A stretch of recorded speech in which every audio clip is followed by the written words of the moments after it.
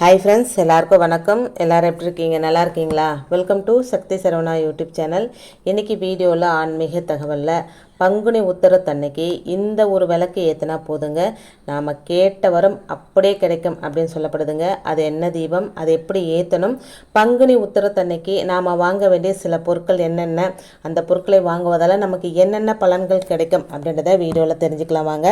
இப்போ தான் first time என்னோடய வீடியோஸ்லாம் நீங்கள் பார்க்குறீங்க அப்படின்னா ப்ளீஸ் சேனலுக்கு சப்ஸ்கிரைப் பண்ணி சப்போர்ட் பண்ணுங்கள். உங்களுடைய ஒவ்வொரு சப்போர்ட்டும் எனக்கு மிகப்பெரிய ஒரு மோட்டிவேட்டாக இருக்குங்க. இப்போ வாங்க வீடியோக்குள்ளே போகலாம். மற்ற எந்த விரதத்திற்கும் இல்லாத தனி சிறப்பாக அனைத்து தெய்வங்களையும் வழிபடுவதற்கு ஏற்ற நாளாக பங்குனி உத்திர திருநாள் இருக்குங்க. இது கல்யாண வரம் தரும் விரதம் அப்படின்றதுனால இளைஞர்களும் இளம் பெண்களும் விரும்பி இருக்கக்கூடிய விரதம். தெய்வ திருமணங்கள் பலவும் நடைபெற்ற நாள் அப்படின்றதுனால திருமண வாழ்க்கையில் என்ன பிரச்சனை, தடை, குழப்பம் இருந்தாலும் இந்த நாளில் விரதம் இருந்து வழிபட்டால் அந்த சிக்கல் உடனடியாக நீங்குங்க. பங்குனி உத்திர விரதத்தை திருமணம் ஆனவர்கள், திருமணம் ஆக வேண்டியவர்கள், பெரியவர்கள், சிறியவர்கள் அப்படின்னு யார் வேணுமானாலும் இருக்கலாங்க. இந்த நாளில் இறை வழிபாட்டுடன் எளிமையான விளக்கு பரிகாரம் ஒன்றையும் செய்தால் உங்களின் வேண்டுதல் எதுவாக இருந்தாலும் அது உடனடியாக நிறைவேறும்.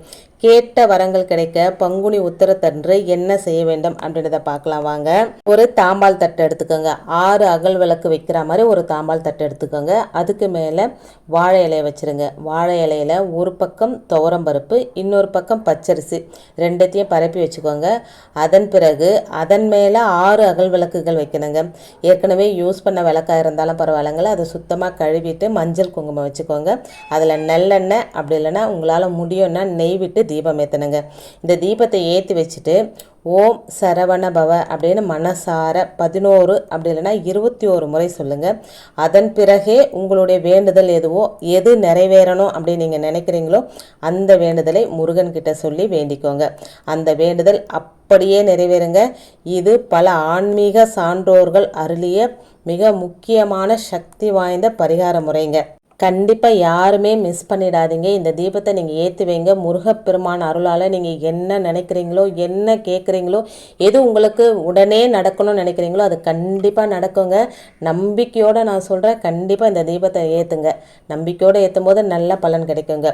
பங்குனி உத்திரம் முருகனுக்குரிய விரத நாள். 2024ஆம் ஆண்டு பங்குனி உத்திரம் மார்ச் 25ஆம் தேதி வருதுங்க. மார்ச் 24ஆம் தேதி காலை 8:46 மணிக்கு உத்திர நட்சத்திரமும் காலை 11 மணிக்கு பௌர்ணமியும் தொடங்கிடுதுங்க. அதனால் இந்த வருஷம் பங்குனி உத்திரம் மார்ச் 24 அப்படி இல்லைன்னா 25 அப்படின்ற கேள்வியும் குழப்பமும் பலருக்கும் இருக்குங்க. சிலர் மார்ச் 25ஆம் தேதி தான் பங்குனி உத்திரம் அப்படின்னு சொல்கிறாங்க. இன்னும் சிலர் 2 நாட்களும் பங்குனி உத்திர விரதம் இருக்கலாம் அப்படின்னு சொல்கிறாங்க. பக்தர்கள் தங்களுடைய வீட்டுக்கு பக்கத்தில் இருக்கிற கோவிலுக்கு போயிட்டு அங்கே எந்த தேதியில் பங்குனி உத்திர விழா கொண்டாடப்படுது அப்படின்னு கேட்டுட்டு அந்த நாளில் விரதம் இருந்து முருகப்பெருமானை வழிபடலாங்க. ஒரு சில கோவில்களில் மார்ச் 24ஆம் தேதியும் ஒரு சில கோவில்களில் மார்ச் 25ஆம் தேதியும் பங்குனி உத்திரம் கொண்டாடப்பட இருக்குங்க.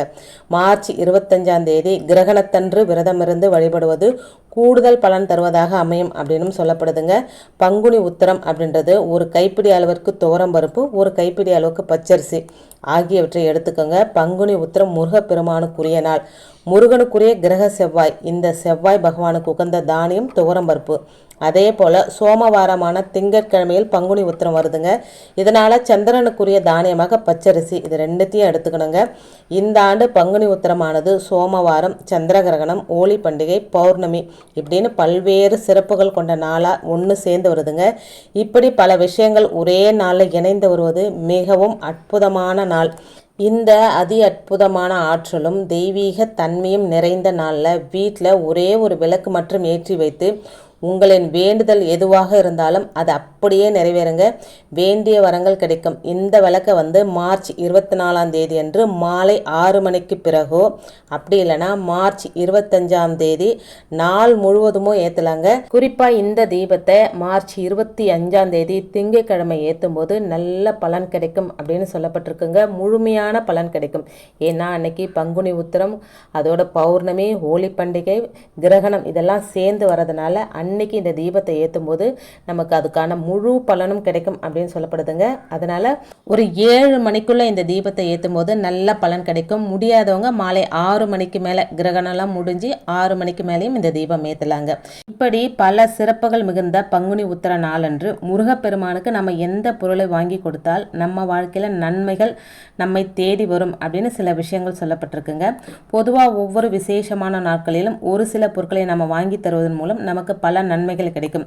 அபிஷேகத்திற்காக இருந்தாலும் சரி, பிரசாதமாக இருந்தாலும் சரி, வேறு ஏதாவது பொருட்களை தானமாக தருவதாக இருந்தாலும் சரி, அந்த வகையில் பங்குனி உத்திர நாள் அன்னைக்கு வீட்டில் சில பொருட்களை வாங்கி வைத்து வழிபட நமக்கு பல அற்புதமான பலன்கள் கிடைக்கும் அப்படின்னு சொல்லப்படுதுங்க. பங்குனி உத்திர நாள் அன்னைக்கு 2 விரலி மஞ்சள் வாங்கி வச்சு வழிபாடு செய்ய வீட்டில் இருக்கக்கூடிய சுபகாரிய தடைகள் அனைத்தும் நீங்கும் அப்படின்னு சொல்லப்படுதுங்க. இதே போல முருகப்பெருமானுக்கு மிகவும் பிடித்தமான வெல்லத்தை வாங்கி வைத்து வழிபட்டுட்டு அதில் ஏதாவது ஒரு பிரசாதத்தை செய்து அவருக்கு வைக்கணுங்க. அந்த வெல்லத்தை வச்சு பானகம் செய்யலாம், சக்கரை பொங்கல் செய்யலாம், ஏதாவது ஒரு பிரசாதத்தை செஞ்சு முருகப்பெருமானுக்கு வழிபட பணவரவு அப்படின்றது அதிகரிக்குங்க, செல்வ செழிப்பு மேலோங்கும் அப்படின்னு சொல்லப்படுதுங்க. ஒரு 10 ரூபாய்க்காவது வெல்லம் வாங்கி ஒரு பானகம் செஞ்சு வச்சா கூட போதுங்க. 2 விரலி மஞ்சள் வாங்கி வச்சா நம்ம வீட்டில் இருக்கிற சுபகாரிய தடை எல்லாமே நீங்குங்க. ரொம்ப எளிமையான பரிகாரம் தான், ஆனால் ரொம்ப சக்தி வாய்ந்த பரிகாரம். இந்த பரிகாரத்தை செய்யும் போது செல்வ செழிப்பு மேலோங்கும் அப்படின்னு சொல்லப்படுதுங்க. திங்கட்கிழமையும் பௌர்ணமியும் பங்குனி உத்திரமும் சேர்ந்து வரும் அந்த நேரத்தில், அதாவது திங்கட்கிழமை விடியற் காலையில் கடையிலிருந்து பச்சரிசியை வாங்கி வீட்டில் வச்சு வழிபட அனைத்து விதமான நன்மைகளும் உண்டாகும். இதே போல் விபூதியை வாங்கி வைத்து வழிபட சகல ஐஸ்வர்யமும் கிடைக்கும் அப்படின்னு சொல்லப்படுதுங்க. உங்களால் முடியும் அப்படின்னா பங்குனி உத்திரத்தன்னைக்கு முருகப்பெருமானுக்கு விபூதியை வாங்கி நீங்கள் தானமாக கொடுக்கும்போது அஷ்ட ஐஸ்வர்யங்களும் கிடைக்கும் அப்படின்னு சொல்லப்படுதுங்க. ஏன்னா விபூதி அப்படின்றது முருகப்பெருமானுக்கு மிகவும் மிகவும் பிடித்தமான ஒரு பொருள். அதை நீங்கள் வாங்கி கொடுக்கும்போது உங்களுக்கு எல்லா நல்ல பலனும் கிடைக்கும் அப்படின்னு சொல்லப்படுதுங்க. இதை விட முக்கியமான ஒரு பொருளாக கருதப்படுவது தான் தாமரைப்பூ. 6 தாமரை பூக்களை வாங்கி பக்கத்தில் இருக்கக்கூடிய முருகப்பெருமானின் கோவிலுக்கு போயிட்டு அவருக்கு நாம் கொடுக்க அவர் மனம் மகிழ்ந்து நாம் வேண்டிய வரத்தை நமக்கு அருள்வார். கண்டிப்பான முறையில் கோவிலில் இருக்கக்கூடிய முருகப்பெருமானுக்கு தான் இந்த மலர்களை தரணுங்க. 6 அப்படின்ற எண்ணிக்கையில் தான் தரணும் அப்படின்றதும் குறிப்பிடத்தக்கதுங்க. 6 அப்படின்றது முருகப்பெருமானுக்கு உரிய ஏன் அப்படின்றதுனால 6 தாமரை பூக்களை வாங்கி கொடுக்கும்போது நம்ம வாழ்க்கையில் இருக்கிற எல்லா கஷ்டங்களும் நீங்கி நமக்கு என்ன தேவையோ அது முருகப்பெருமான் கண்டிப்பான முறையில் கொடுப்பார் அப்படின்னு சொல்லப்படுதுங்க.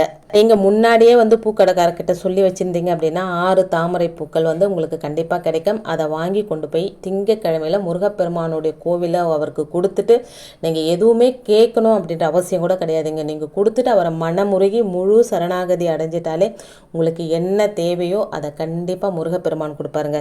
இந்த பொருட்களை எல்லாம் முழு நம்பிக்கையோடு வாங்கி வைத்து வழிபாடு செய்ய முருகனின் அருளால் நாம் வேண்டிய வரத்தை நம்மால் பெற முடியுங்க. அதனால் கண்டிப்பாக இதெல்லாம் சின்ன சின்ன விஷயங்கள் தான் பெரிய மாற்றத்தை கொடுக்கும் அப்படின்றது என்னுடைய அனுபவபூர்வமான உண்மைங்க. அதனால் இந்த விஷயங்களை உங்களால் முடியும்னா நம்பிக்கையோடு செய்யும்போது நல்ல பலன் கிடைக்குங்க. இன்றைக்கி வீடியோவில் நான் சொன்ன விஷயங்கள் உங்களுக்கு பிடிச்சிருந்தது அப்படின்னா ப்ளீஸ் சேனலுக்கு சப்ஸ்கிரைப் பண்ணி சப்போர்ட் பண்ணுங்கள். இந்த வீடியோ உங்கள் ஃப்ரெண்ட்ஸ் அண்ட் ஃபேமிலிக்கும் ஷேர் பண்ணி விடுங்க, அவங்களும் பயனடையட்டும். இன்னொரு எளிமையான ஆன்மீக தகவலோடு உங்களை சந்திக்கிறேன். அது வரைக்கும் நன்றி, வணக்கமும். Take care and bye friends.